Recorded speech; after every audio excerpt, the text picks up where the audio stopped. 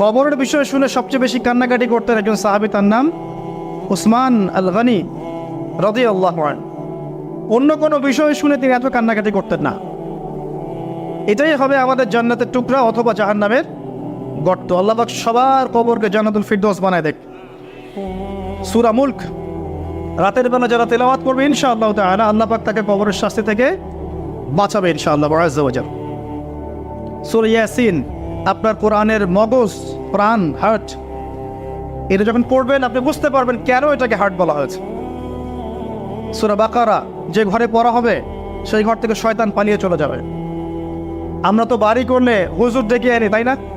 ঝাড়ফুঁক করাই, বাড়ি বন্ধ করি, তাবিজ করি, কত কি করি না?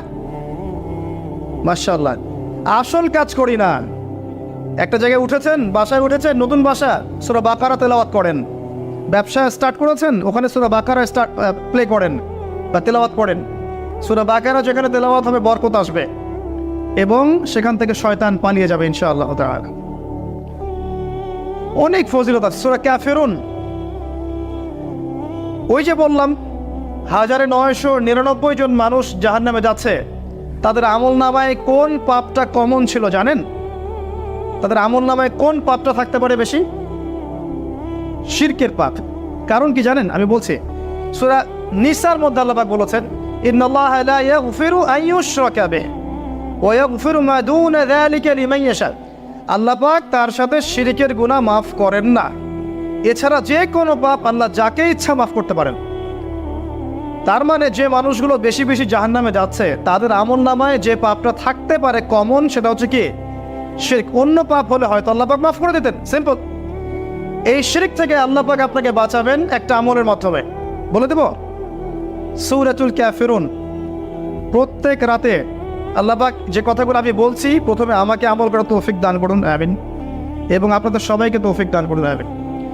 সূরা কাফিরুন রাতের বেলা তেলাওয়াত করলে আল্লাহ পাক আপনাকে শিরক থেকে বাঁচিয়ে রাখবেন সব। এছাড়াও আরো 3টা ছোট ছোট সূরা আছে, সূরা ফালাক, সূরা নাস, ইখলাস। সকাল সন্ধ্যায় 3 বার করে, ফজরের পর 3 বার 3 বার 3 বার, মাগরিবের পর 3 বার 3 বার 3 বার। এটা বিকেলেও করা যায়, আসরের পরেও করা যায়। আর ঘুমানোর সময় 3-3-3 করে হাত দুটো একত্রিত করে ফু দিয়ে সারা গায়ে মাসাহ করে ঘুমাতে হয়। এটা করলে দৃশ্য অদৃশ্যের ক্ষতিগুলো আপনাকে স্পর্শ করবে না ইনশাআল্লাহ। মানুষ ঘুমালে শয়তান ঘাড়ে 3টা গিট দেয়, মনে আছে হাদিসটা? মনে আছে?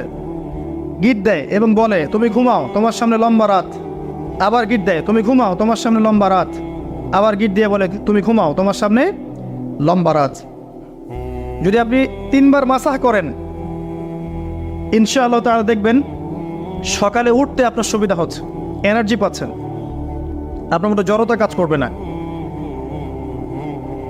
আরেকটা কথা বলতে চাই, সূরা কাহফ, এটা বলে আমি অন্য পয়েন্টে যাচ্ছি। আরেকটা সূরার কথা বলবো, সূরা কাহফ।